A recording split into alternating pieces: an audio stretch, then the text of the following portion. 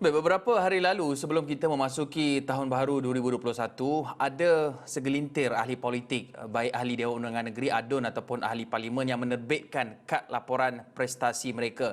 Dan ia dilihat bertepatan dengan saranan oleh sebuah NGO iaitu Inter-Parliamentary Union IPU yang menetapkan 3 kriteria khusus bagi penilaian prestasi seseorang ahli parlimen, iaitu penglibatan dalam penggubalan undang-undang, peranan semak dan mengawasi serta perkhidmatan di kawasan yang mereka wakili. Tetapi mengapa hanya segelintir saja yang berbuat demikian? Dan untuk mengulas lanjut bersama di talian menerusi Skype Profesor Dr. Hamidin Abdul Hamid, Fellow Penyelidik Ilham Center. Prof, adakah ahli parlimen kita ini tidak peka atau melihat penerbitan kad laporan ini sebagai suatu yang tidak begitu penting? Atau ia sebenarnya bukan budaya politik tempatan? Kalau kita lihat kepada kawasan KPI dan kebertanggungjawapan ahli parlimen kepada apa yang mereka lakukan, ia masih lagi tidak menjadi sebahagian daripada budaya amalan yang dijalankan oleh parlimen di Malaysia, terutamanya kebertanggungjawapan bagi ahli parlimen terhadap apa yang mereka lakukan sepanjang tahun.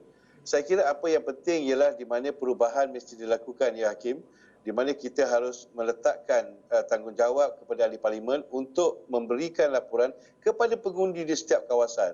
Kalau kita lihat kebanyakannya apa yang berlaku mengikut budaya politik hari ini, ahli parlimen ataupun ahli politik hanya bertanggungjawab kepada parti politik mereka, tidak kepada pengundi yang telah memilih mereka untuk menjadi seorang wakil rakyat. Jadi saya kira sudah tiba masanya bagi ahli parlimen diletakkan kita mempunyai satu sistem yang jelas dalam struktur pentadbiran kita, di mana ahli parlimen harus memberikan KPI mereka dan menyerahkan laporan KPI mereka kepada pengundi setiap tahun untuk memastikan apa yang mereka janjikan, mereka kotakan dan bagaimana mereka mengotakan janji itu untuk memastikan apa yang mahu dicapai, mahu dikehendaki oleh rakyat itu berjaya dicapai, dilakukan oleh ahli parlimen.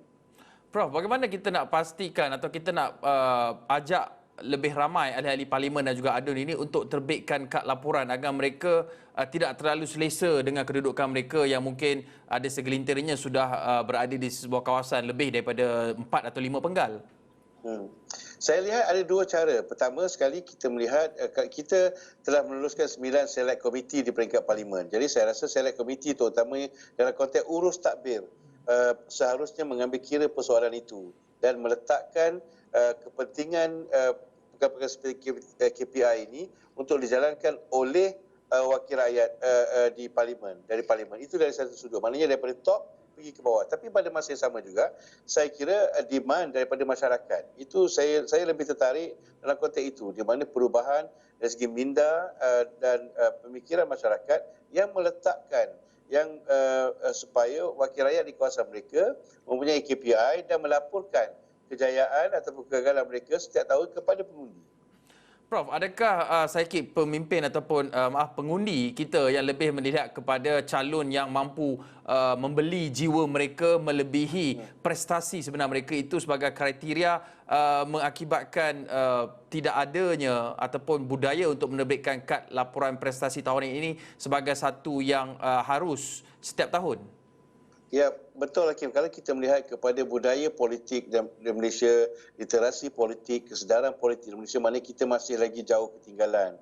Dan dalam konteks ini kita melihat kepada psikik, terutamanya di kalangan masyarakat Melayu, apabila melihat adanya pengasingan di antara kelas pemimpin yang dipimpin.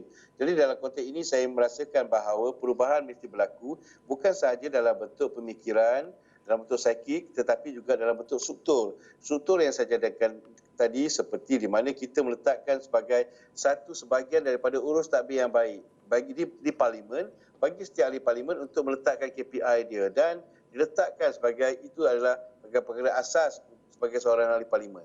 Dari perubahan struktur ini saya percaya perubahan di peringkat psikik ini boleh berlaku di kalangan pengundi. Jadi dengan ini pengundi sedikit sebanyak belajar dan yang paling penting sekali pengundi mengetahui bahawa mereka yang dipilih itu sebenarnya bertanggungjawab kepada mereka sebagai pengundi, bukan kepada parti.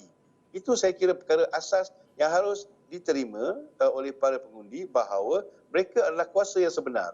Bukannya parti politik, tapi setiap pengundi itu di mana secara wakil rakyat yang dilantik harus bertanggungjawab dan menerima hakikat bahawa ketua sebenar yang mereka harus capai dan please ialah pengundi itu sendiri. Prof, select komiti yang Prof sebutkan tadi di peringkat parlimen, adakah perkara yang sama juga boleh diaplikasikan di peringkat DUN, Sidang Dewan Undangan Negeri, dan adakah Dewan mempunyai hak untuk mengarahkan ahli-ahli parlimen ataupun adun-adun untuk mewajibkan penerbitan kad laporan prestasi ini? Ya, sudah tentu. Saya tidak melihat mengapa ia tidak boleh dilakukan dalam konteks select komiti di Parlimen. Sekiranya, contoh select komiti boleh meminta setiap kementerian untuk melaporkan urus tabik. Kita ada mekanisme itu. Contoh dalam PAC, laporan audit negara dan sebagainya, di mana setiap kementerian itu disoal siasat, diperiksa perbelanjaan dan bagaimana. Saya kira wakil rakyat juga tidak seharusnya lari daripada tanggungjawab itu. Malahan saya kira wakil rakyat seharusnya berada di barisan paling hadapan untuk melakukan perubahan tersebut. Baik, Prof, terima kasih Profesor Dr. Hamidin Abdul Hamid, Fellow Penyelidik Ilham Center, bercakap mengenai keperluan untuk ahli-ahli politik sama ada ahli parlimen ataupun ADUN untuk menerbitkan kad laporan prestasi tahunan mereka untuk dinilai oleh masyarakat yang sekaligus dapat memastikan mereka ini